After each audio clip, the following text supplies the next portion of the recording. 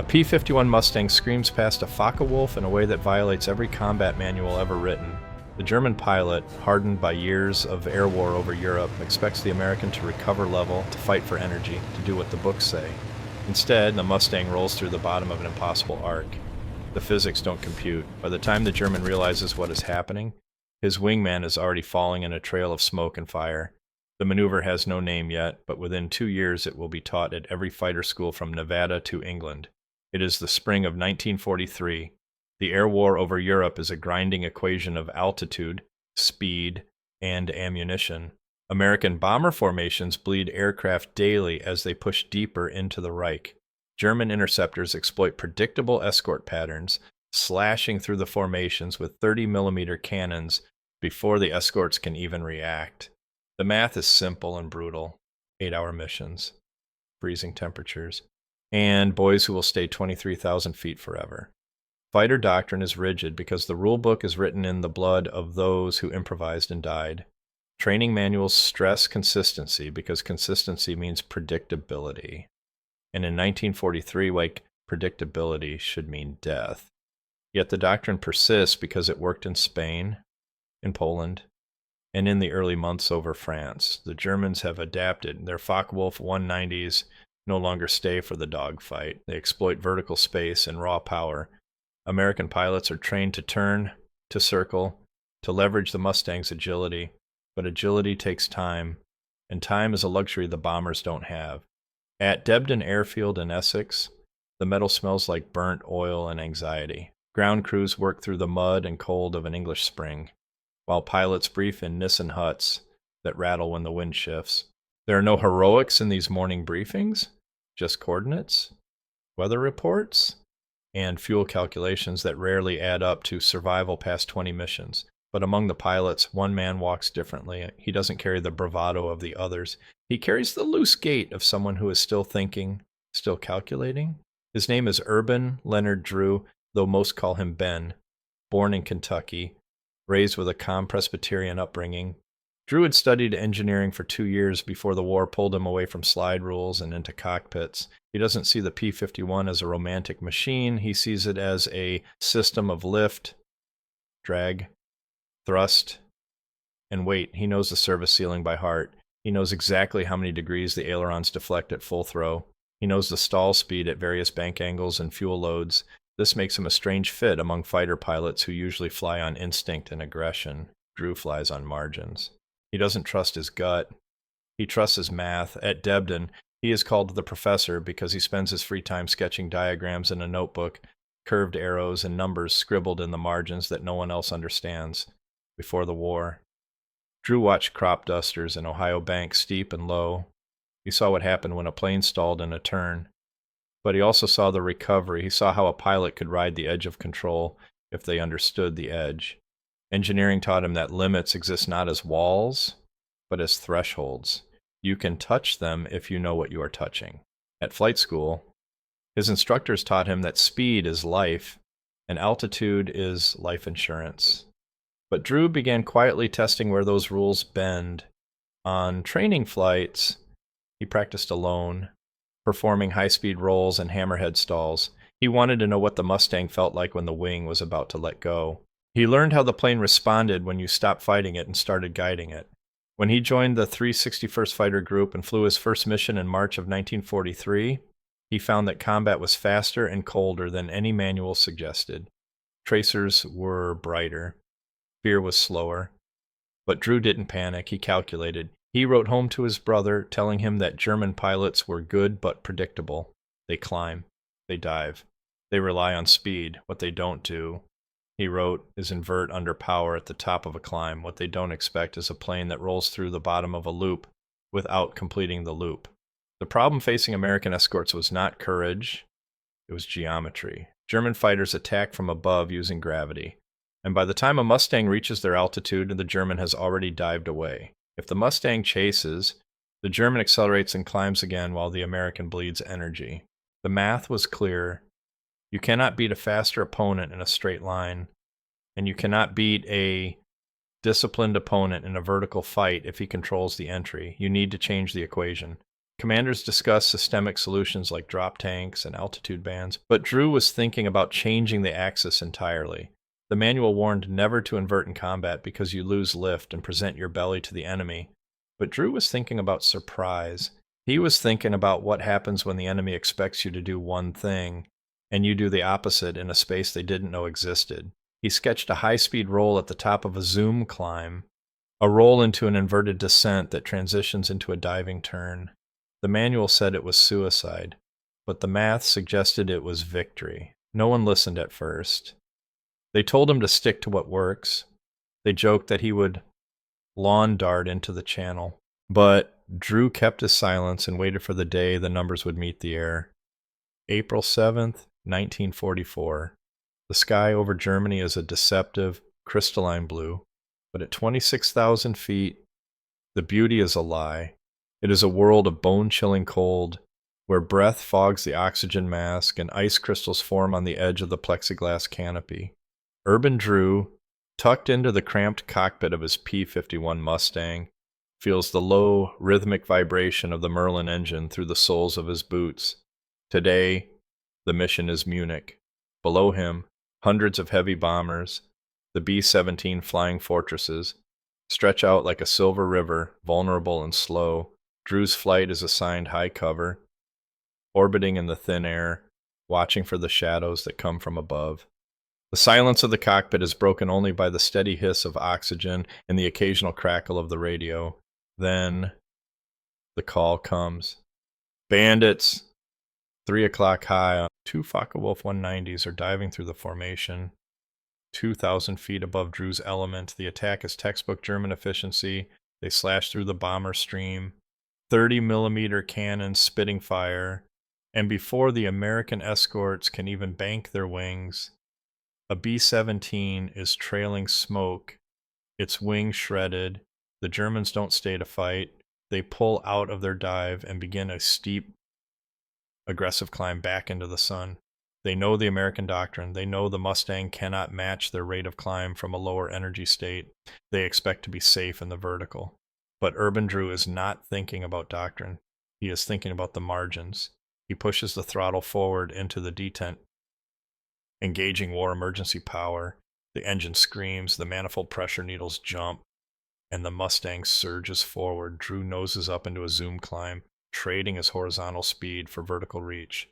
He watches the airspeed indicator bleed down.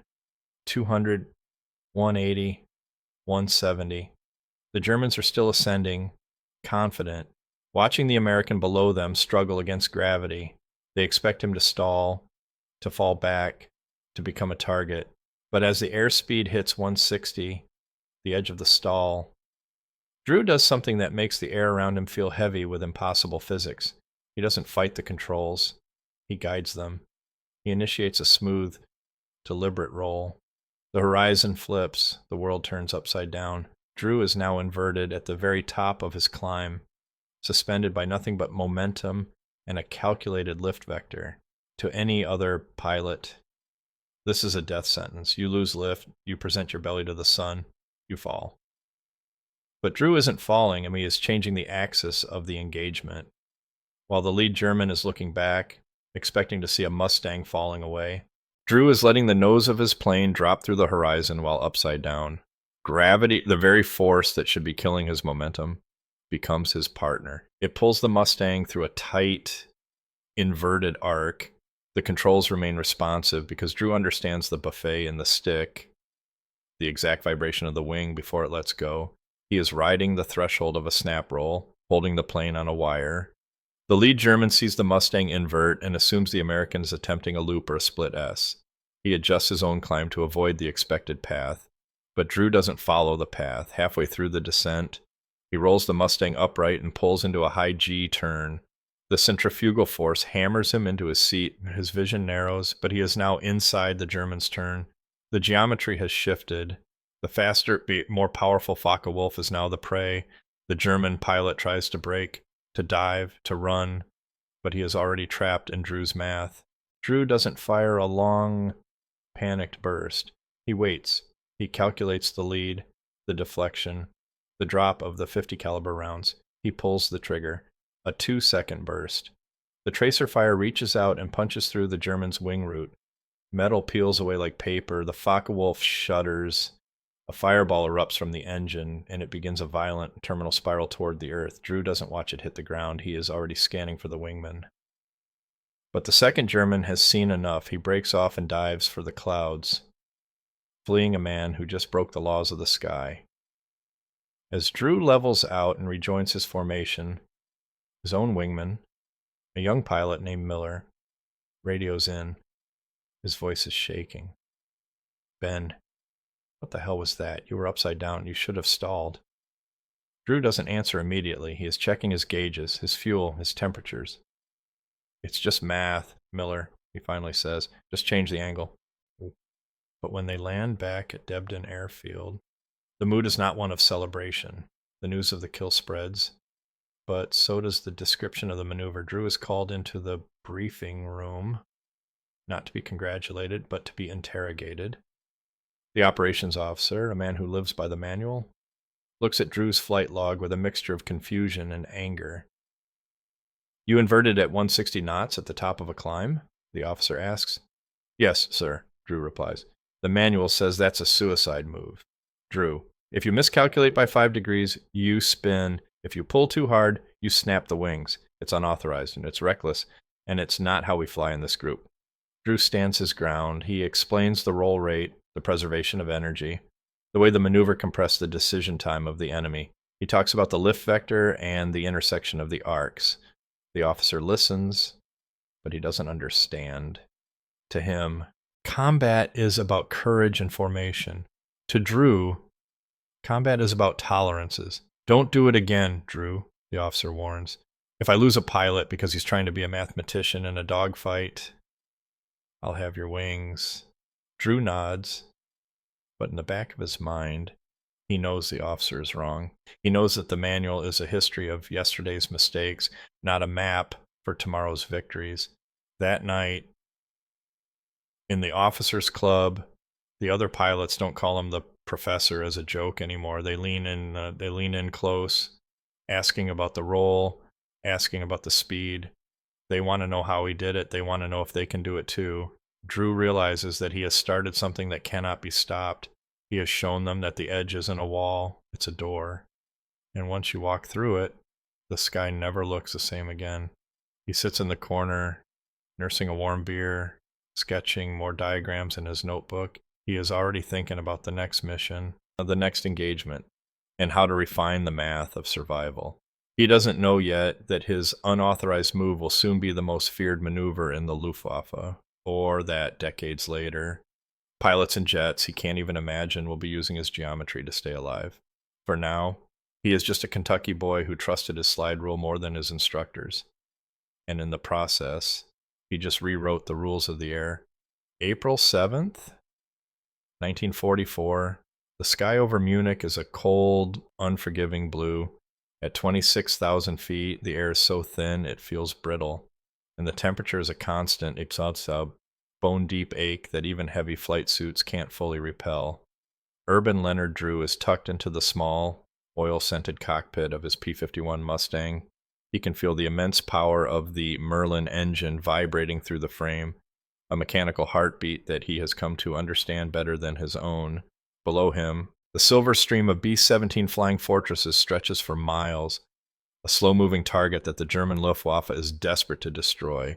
Drew's flight is assigned high cover, the thin line of defense between the bombers and the predators circling in the sun. The mission is routine until it isn't. The silence of the radio is shattered by a frantic call. "Bandits, 3 o'clock high." 2 Focke-Wulf 190s appear like dark ghosts, diving from a cloud bank 2,000 feet above. They are fast, heavy, and efficient. The German pilots use gravity as their primary weapon, slashing through the escort screen with their 30mm cannons, spitting fire. In seconds, a B-17 is hit, its metal skin peeling away in the wind, a wingtip trailing a dark ribbon of fuel and smoke. The Germans don't stay to dogfight. Following their own rigid doctrine, they pull out of the dive and begin a steep, aggressive climb. They know the Mustang's limitations. They know that at this altitude, an American fighter cannot match a Focke-Wulf in a vertical ascent starting from a lower energy state. They expect to be safe by the time the Americans turn. But Urban Drew isn't thinking about safety. He is thinking about tolerances. He isn't reacting with anger or panic. He is solving a problem. He pushes the throttle past the detent into war emergency power. Feeling the surge of the engine as the manifold pressure needles jump, he noses the Mustang up into a zoom climb. Trading his horizontal momentum for vertical reach, he watches the airspeed indicator bleed down with a cold mechanical detachment. 200 knots, 180, 170. To any other pilot, the plane is dying, gasping for air as it fights the Earth's pull, but as the needle touches 160, the very edge of the stall, Drew initiates the maneuver he has been perfecting in the dark margins of his notebook. He doesn't pull back on the stick. He rolls. The horizon flips. The crystalline sky is suddenly below him, and the green-brown earth of Germany is above. Drew is now completely inverted at the apex of his climb, suspended by nothing but a calculated lift vector and a refusal to stall. To a German pilot looking back, this looks like a mistake, a desperate amateur losing control. They expect him to fall through, to enter a spin, to present his vulnerable belly to their guns. But Drew is guidance, not force. He keeps the stick neutral, letting the nose of the Mustang drop through the horizon while upside down. He's using gravity, the very force that should be his enemy, to accelerate through a tight, inverted arc. The physics are counterintuitive, but the math is perfect. He is riding the threshold where the wing is about to let go, but because he understands the roll rate and the adverse yaw, he keeps the plane on a razor's edge. He isn't looping. He is changing the geometry of the fight. Halfway through the descent, as the speed begins to climb back into the safe zone, he rolls the Mustang upright. The transition is smooth, a mechanical symphony of aileron and rudder. In that single fluid motion, Drew has bypassed the standard reversal. He hasn't just turned. He has jumped across the axis of the engagement. He is no longer below the Germans. He is inside their turn, positioned exactly where they never expected a Mustang to be. The lead Focke-Wulf pilot realizes too late that the rules have changed. He tries to brake to roll away, but his heavier radial engine can't compensate for the sudden high G angle Drew has created. Drew doesn't spray the sky with lead. He waits. He calculates the deflection, the lead, the exact moment where the paths of his 50 caliber rounds will intersect with the German's path. He pulls the trigger. A 2-second burst, sharp and rhythmic. The tracers reach out like white-hot fingers and punch directly into the German's wing root. The fuel tanks erupt. Pieces of the Focke-Wulf's tail assembly separate, fluttering like dead leaves in the slipstream. The German plane shudders once, then enters a violent terminal spiral toward the Bavarian forest below. Drew doesn't watch the crash. He is already scanning the sky, his heart rate steady, his mind already moving to the next calculation. The second German wingman has seen the impossible, and he chooses survival over revenge, diving into the clouds and disappearing. As Drew levels out and rejoins his flight, the radio crackles with the voice of his wingman, a young pilot named Miller. Miller's gasping. His words tumble together in shock. "Ben, what was that? I saw you go upside down. I thought you were dead. You shouldn't have been able to pull through that."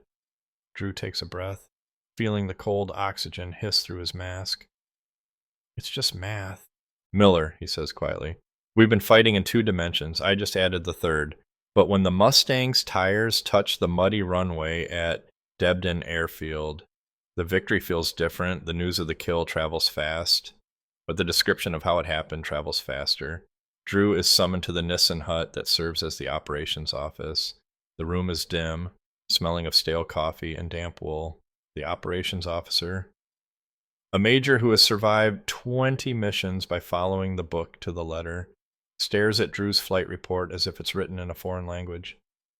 "Explain this," Drew, the major says, his voice tight with a mixture of awe and reprimand. "You inverted at 160 knots? At the top of a zoom climb?" Drew stands at attention, but his eyes are on the maps on the wall. "Yes, sir." The roll rate allowed me to transition the lift vector into a descent without losing the energy required for the intercept. The major slams the paper down. The manual says that is a stall spin scenario. Drew, if you had hit a pocket of turbulence, if your trim was off by a fraction, you would have lawn darted into the countryside. It's unauthorized, it's reckless, and if other pilots try to copy you without your engineering degree, they are going to die. Drew doesn't apologize. He knows the major sees a pilot taking risks, but Drew sees a pilot removing them. He knows that staying predictable in a dogfight is the greatest risk of all. The Germans are predictable, sir, Drew responds firmly. They follow their manual. If we follow ours, we are just two machines doing exactly what the other expects. My math worked because they didn't have an equation for it. The major dismisses him with a warning that stays in the air long after Drew leaves. Don't do it again. Drew, I don't want to explain to your mother why you died trying to be a professor in a war zone. But that night, in the officers' club, the warning means nothing. The other pilots crowd around Drew's table, not with jokes, but with notebooks. They want to know the roll speed. They want to know the bank angle. They want to know if the Mustang can really hold together at the edge of the stall. Drew realizes that he hasn't just won a dogfight. He has started a revolution. He begins to sketch the arcs, the curved arrows, the numbers that describe the space between life and death. He is showing them that the sky isn't a map of rules. It's a field of geometry. He doesn't know yet that the Drew turn will become a legend, or that he will eventually lead a flight that destroys 2 German jets in a single day. For now, he is just a man who saw the logic where everyone else saw the end. He sits in the flickering light of the club, his hands moving in the air, teaching the math of survival to boys who finally realized that the manual was just the beginning. Word of the Munich kill spread through Debden airfield like a slow, burning fuse. In the mess halls and the Nissen huts, the name Urban Drew was no longer associated with boring engineering lectures. It was associated with survival. The pilots of the 361st Fighter Group were young, aggressive, and desperate for an edge in a sky that was increasingly crowded with German steel. They had seen the bombers fall, they had felt the frustration of the vertical chase, and now they saw a way out. But the professor was a cautious teacher. He knew that what he had done wasn't just a physical act, it was a mental one. He began to spend his evenings not in the club, but in a corner of the briefing room, a chalkboard covered in the white dust of equations and arcs.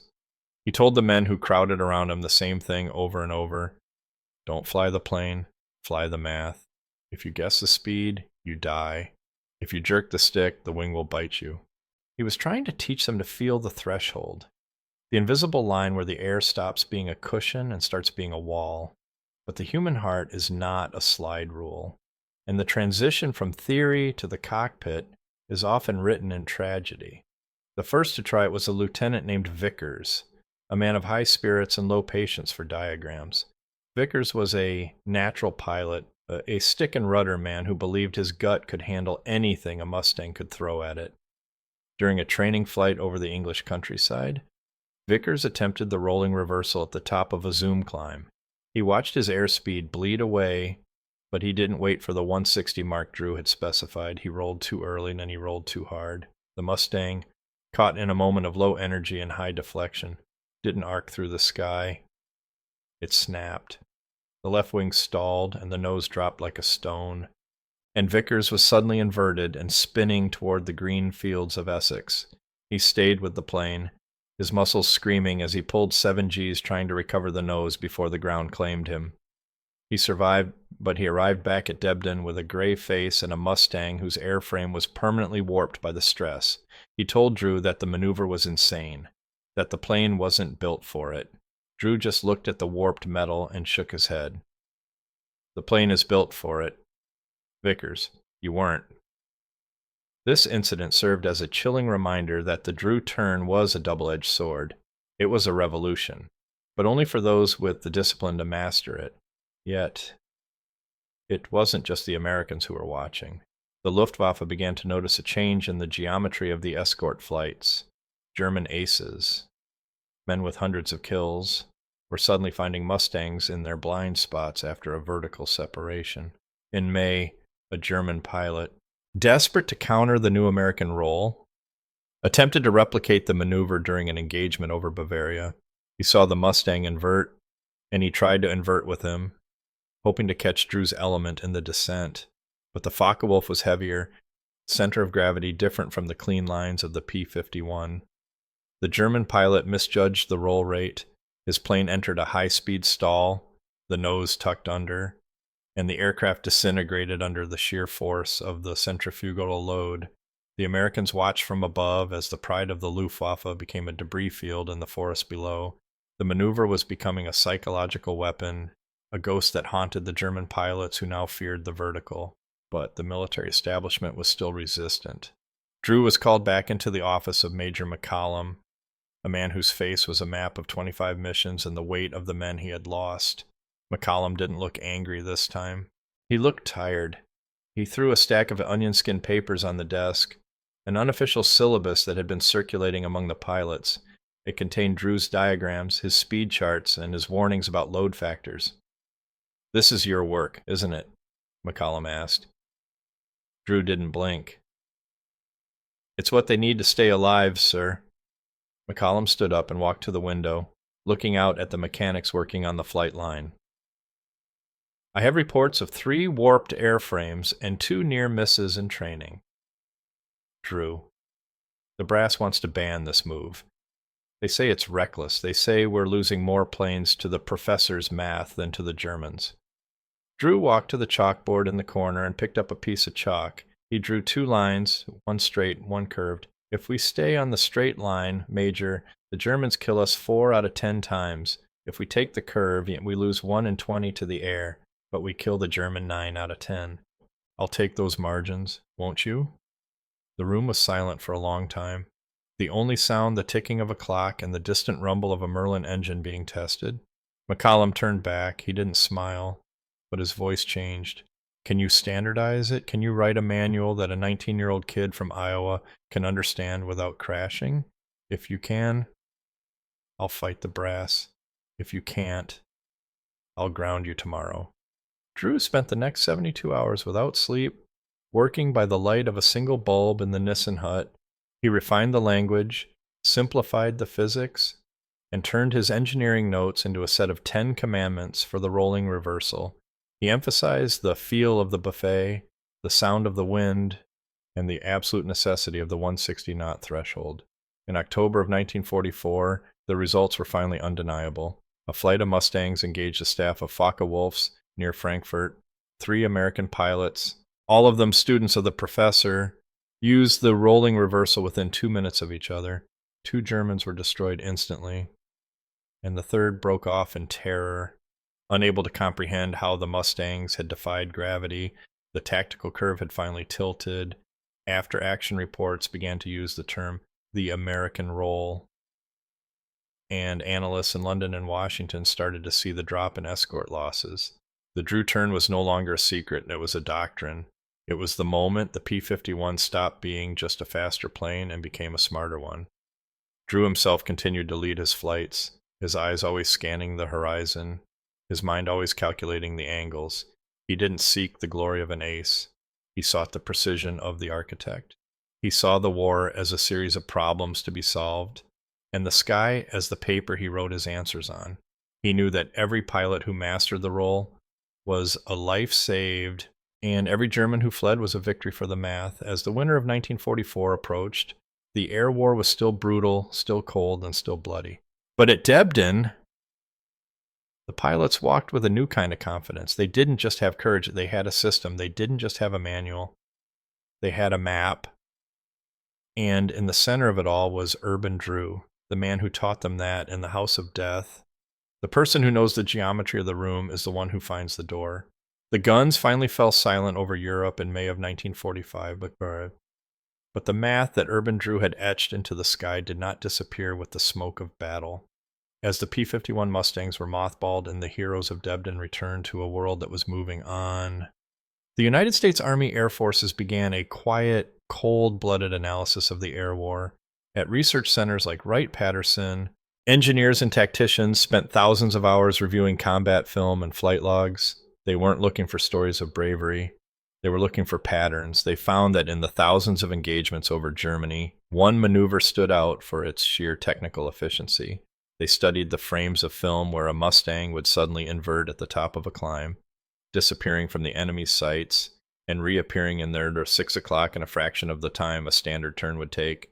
They called it the compression of decision time. By the time a German pilot realized the geometry had changed, the fight was already over. This was the legacy of the professor. But for Urban Leonard Drew, the war was a chapter he was ready to close. He returned to the United States not with the roaring bravado of an ace seeking a political career, but with the quiet dignity of the engineer he had always been. He went back to the world of slide rules, blueprints, and margins. He didn't spend his days in bars telling war stories. He spent them designing small aircraft and crop dusters. He was a man who understood that a machine doesn't care about metals. It only cares about physics. To the people in his community, he was just Ben, a humble man with a Kentucky drawl who knew a lot about engines. They didn't know that the maneuver he perfected in the cold air over Munich was now being taught to a new generation of pilots in a place called Nevada. As the world entered the jet age, the speeds increased and the stakes grew higher, but the principles Drew had discovered remained unchanged. In the skies over Korea, F-86 Sabre pilots found themselves facing Russian-built MiGs that were faster and could climb higher.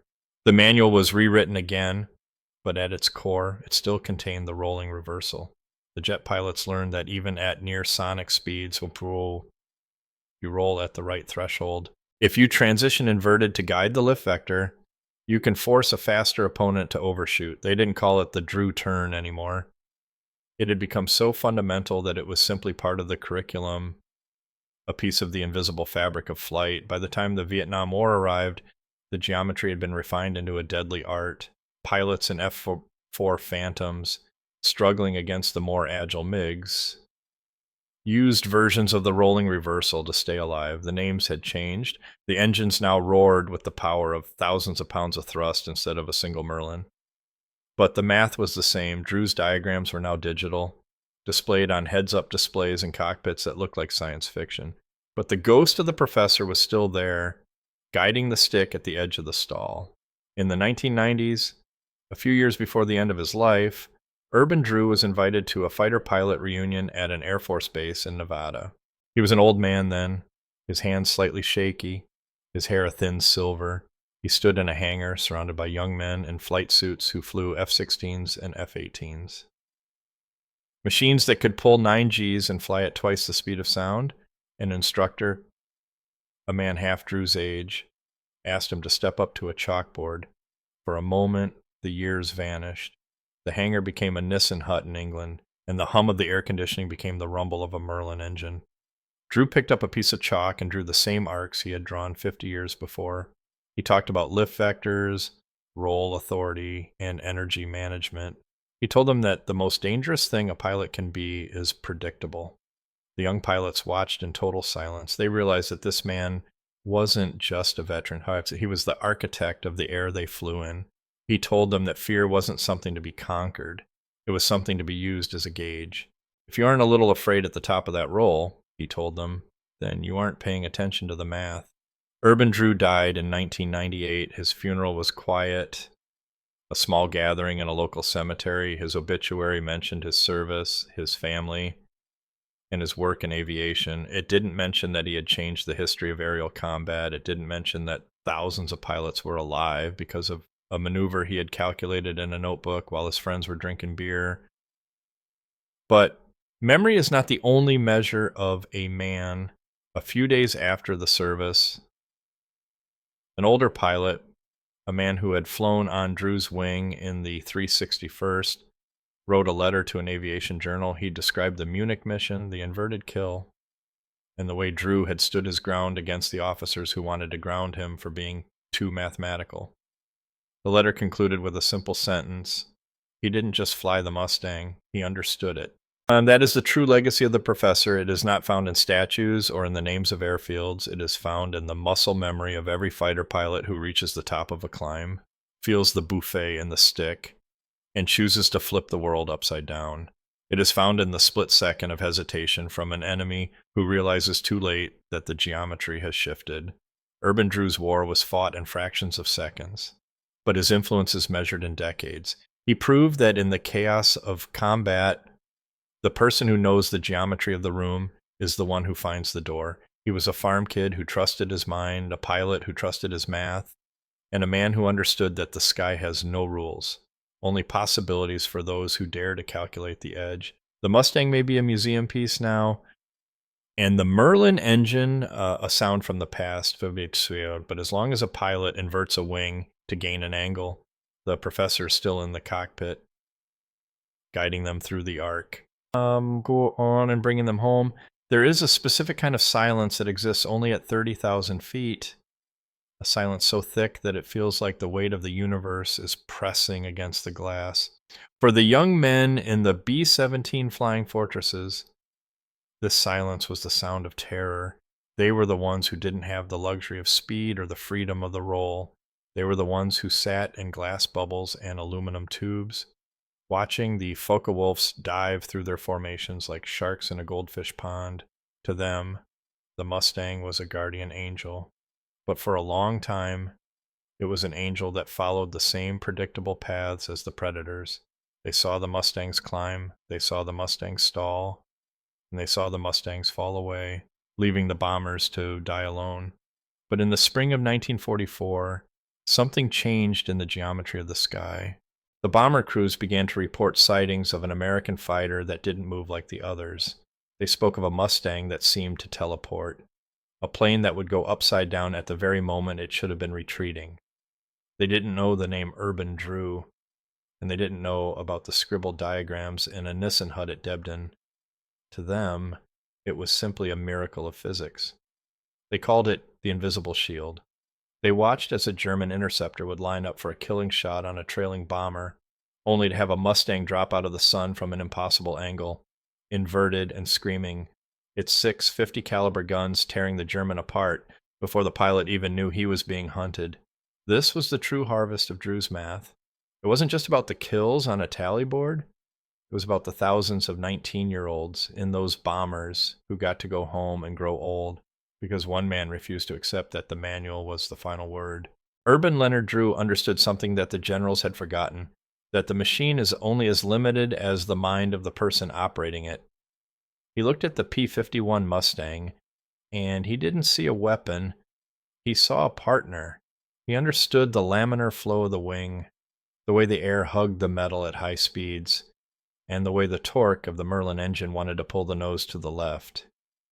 He knew that if you fought the machine, it would eventually kill you. But if you understood its tolerances, if you respected its math, it would do things that looked like magic. This was the difference between a pilot and a warrior. A warrior fights with aggression, but a pilot fights with precision. In the decades after the war, as the world rebuilt itself and the scars on the European landscape began to fade, the legacy of the Drew turn became a quiet, steady heartbeat in the world of aviation. It wasn't just about the maneuver itself. It was about the spirit of the professor. It was about the willingness to stand in a room full of experts and say, the math says we can be better. This is the lesson that has been passed down from the Mustang to the Sabre, from the Phantom to the Raptor. Every time a young pilot pushes their jet to the edge of the envelope, every time they feel the buffet in the stick and choose to trust their training over their fear, they are flying in the slipstream of Urban Drew. He was a man who proved that innovation doesn't always come from a laboratory or a multi-million-dollar research project. Sometimes it comes from a kid from Kentucky who sat in the dirt of an Ohio airfield and watched crop dusters bank low against the sun. It comes from someone who has the courage to look at a tragedy and see an equation that can be solved.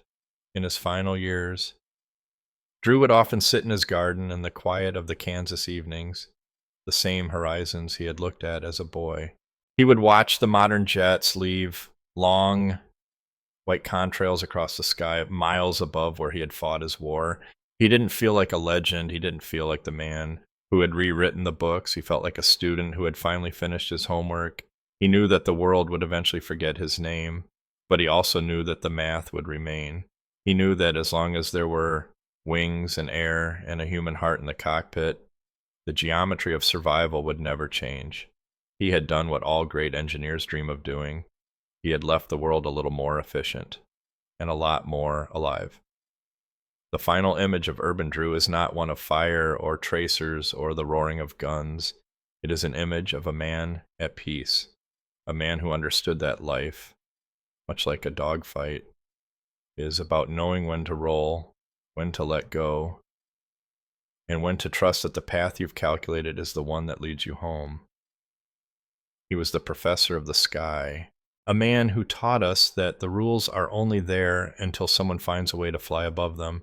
And so, as the sun sets on the story of the 361st Fighter Group and the Mustang that flipped the world upside down, we offer a final salute, not just to the bravery, but to the brilliance, to the man who saw the numbers in the clouds and the beauty in the physics. Urban Leonard Drew, a Kentucky boy, a fighter pilot, and the man who showed us that the most powerful weapon in any cockpit is not the gun or the engine. It is the mind that knows the math of the arc. The sky is silent now. The Merlins have stopped their roaring. But if you look closely at the contrails in the blue, you can still see the ghost of the roll, the invisible line where a master once rode the edge and found the door to survival. Semper Fi, Professor, the horizon is finally level.